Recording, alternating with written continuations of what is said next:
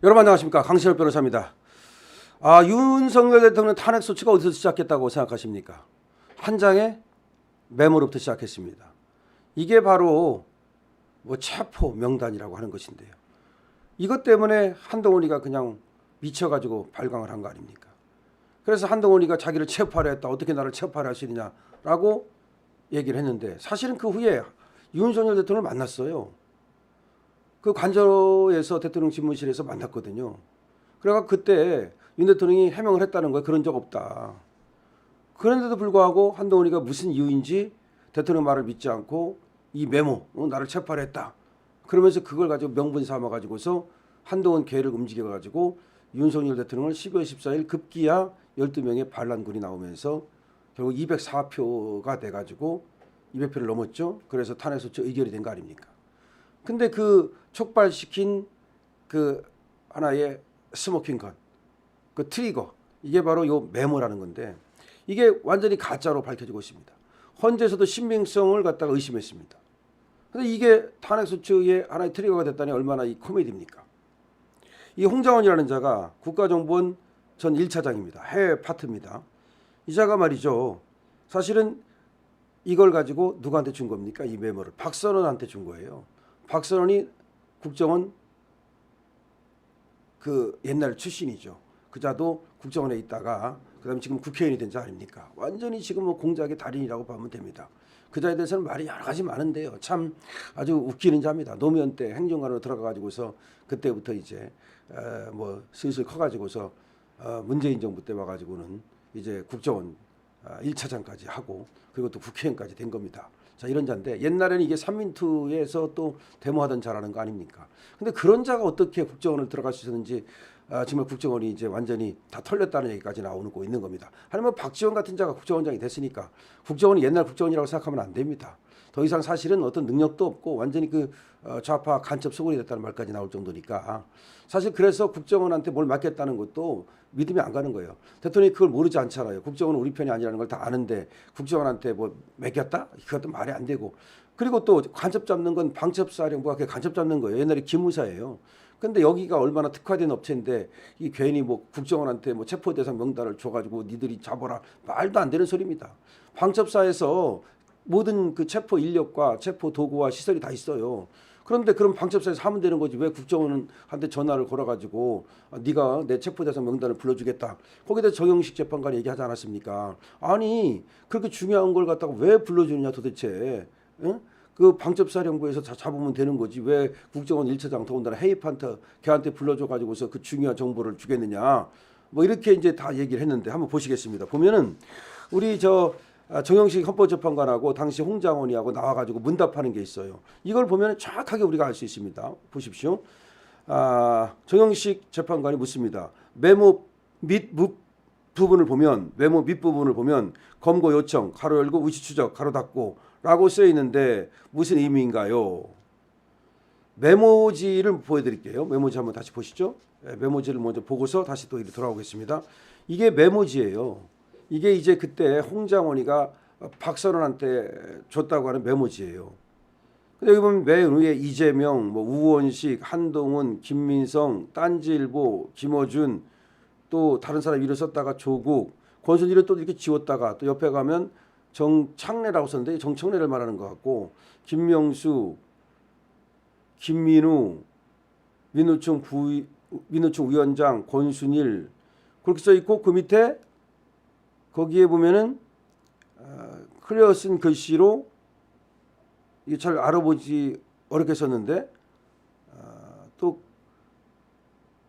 검거 요청이라고 맨 끝에, 그게 검거 요청이에요. 그리고 가로 열고 위치 추적 가로 닫고, 글씨도 완전히 그래서 저 위에 쓴 글씨는 보좌관이 정서를 했다는 거고, 자기 말에 따르면 이때 밑에 글씨는 이게 홍장원 글씨라는 거예요. 근데 맨 밑에 보면은 검거 요청 가로 열고 위치 추적 이상해. 하여튼 와라는 말도 있고 위치 추적 과라는 건지 가로 닫고 이렇게 돼 있어요. 그래서 여기에 대해서 묻는 거예요. 메모 밑부분을 보면 검거 요청 가로 열고 위치 추적이라고 쓰여 있는데 무슨 의미인가요? 라고 물으니까 홍장원이 방첩사령관이 국정원에 위치 추적을 요청하면서 검거 요청이 있었다는 말입니다. 방첩사령관이 홍장원한테 전화를 걸었다는 거야. 이것도 누가 먼저 전화 걸었는지가 불분명해요. 사실은. 하여튼 이렇게 얘기를 하니까 자, 정영식 재판관이 말합니다. 우이치 추적만 받으면 되지 왜 국정원이 체포를 하러 다니나 여력이 있나요? 국정원이 수사권이 없기 때문에 체포를 할 수 있는 권한은 없습니다. 라고 지금 대답을 하죠. 홍장원이가. 예, 국정원은 수사권도 없고 체포도 할 수 없어요. 근데 방첩사에서 왜 도대체 체포를 하라고 하느냐, 말이 안 되지 않느냐 물은 거예요. 그럼 검거 지원 요청이라고 안 쓰고 왜 검거 요청이라고 썼나요? 라고 그러니까 생각나는 대로 갈겨 쓴 부분이라 다소 합리적으로 적어놓지 않은 것을 인정합니다. 이게 말도 안 되는 것이, 이거 옮겨 적은 거라며. 옮겨 적은 글씨가 이게 이 정도밖에 안 되는 거야? 그러자 정영식이 말합니다. 이해가 안 갑니다. 방첩사령관이 의추적을 도와주십시오만 하면 되지 메모에 쓰여진 다른 얘기를 굳이 왜 하느냐. 저 얘기 이재명, 우원식, 한동훈, 김민서, 뭐 딴지일보, 조국 뭐 이런 얘기라든지 그 다른 얘기를 도대체 왜 하느냐. 그래서 지금 홍장원이가 완전히 털리는 지금 순간이거든요. 근데 이 메모지라는 게 요걸 이제 박선원이한테 줬다는 거 아니에요, 홍장원이가. 그런데 이 메모지가 한동훈한테 흘러갔다고 보는 거예요. 한동훈이가 이 메모지를 보고서 광분해 가지고서 왜 나를 갖다 체포하려고 했느냐 그랬다는 걸 이제 여러분들 아마 이제 기억하실 거예요.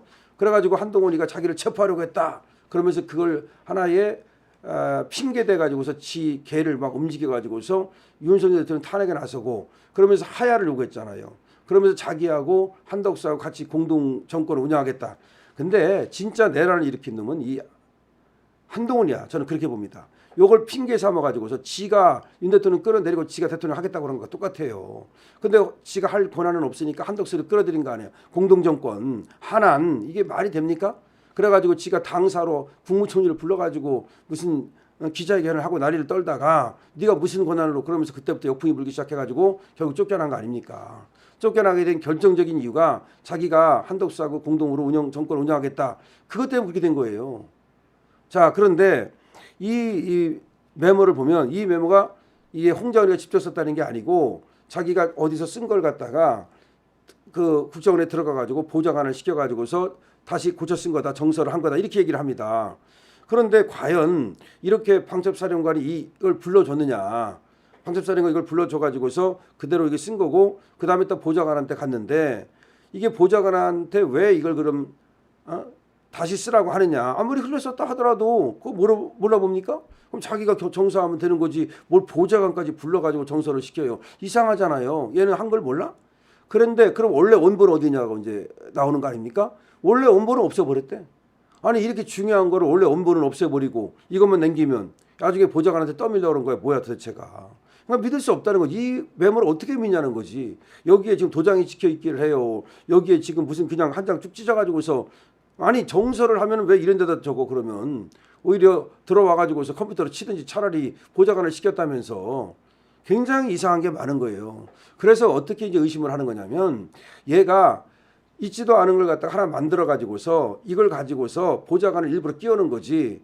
그렇게 해서 해가지고서는 이걸 박선원한테 줘가지고 박선원이가 이제 공작을 시작했다는 거지. 그래서 12월 6일인데 그때쯤부터 이제 비상계엄이 뭘로 바뀌냐면은 이제 내란으로 바뀌고 그 다음에 이제 또 탄핵을 하겠다 이렇게 이제 바뀌기 시작하는 거지. 그래서 대통령께서 12월 6일 시점 홍장원이하고 그다음 곽종근 그때부터 이제 쟤들의 내란 공작, 탄핵 공작이 시작됐다 이렇게 보는 거예요.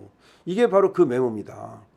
그래서 이게 바로 정치인을 체포하라고 했다라고 하는 증거라는 거야. 이게 어떻게 증거가 됩니까? 그러면 이거를 갖다 입증할 수 있는 녹음이라도 있든지. 그럼 보좌관은 누구야? 그래서 보좌관 누구냐고 말했더니 밝힐 수가 없다는 거야.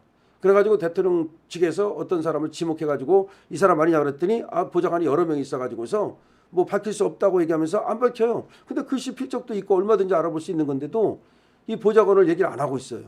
근데 홍장원이라는 자가 원래가 중국에 가가지고서 블랙워를 했거든요. 중국하고도 깊이 연관돼 있다고 보는 거예요. 근데 이 블랙워를 했는데 이 자가 그 당시 돈을 횡령했다가 사실은 수사의 대상이거든요. 이거. 그래가지고 그런 것과 관련해가지고서 얘가 민주당의 프락시 역할을 한 것이 아니냐. 그래서 이걸 만들어가지고 민주당한테 주고 민주당한테만 준 게 아니라 이 한동훈한테도 줬을 가능성도 있고 얘가 한동훈한테 줬든지 홍장원이가 아니면 민주당에서 한동훈한테 흘려가지고 결국은 한동훈을 갖다가 분개해가지고 만들어가지고 민주당하고 한동훈이 서로 그 공모해가지고 윤석열 대통령 죽이게 나섰다. 이렇게 되는 거죠. 그러니까 한동훈이도 상당히 중국하고의 관계를 의심받고 있잖아요. 이 홍장원이도 그런 거고 민주당도 그런 거고 지금 어떻게 보면 말이죠. 트럼프 대통령이 USAID하고 AUF하고 전부 다 척결한다는 건데 말하자면 이 중국하고의 어떤 그 커넥션이 다 있고 이런 것들이 지금 윤석열 대통령을 갖다가 공격하는 게 아니냐. 지금 윤석열 대통령을 갖다가 정상적인 이 집권을 불가능하게 하려고 하나의 공작을 꾸민 것이 아니냐라는 얘기가 나오고 있습니다. 이 메모는 그런데 정영식 재판관에 의해서 깨졌듯이 이게 증거라는 건데 이거는 제2의 태블릿 PC밖에 안 될 가능성이 있죠. 여러분 어쨌든 이렇게 홍장원의 거짓말이 들통이 났습니다.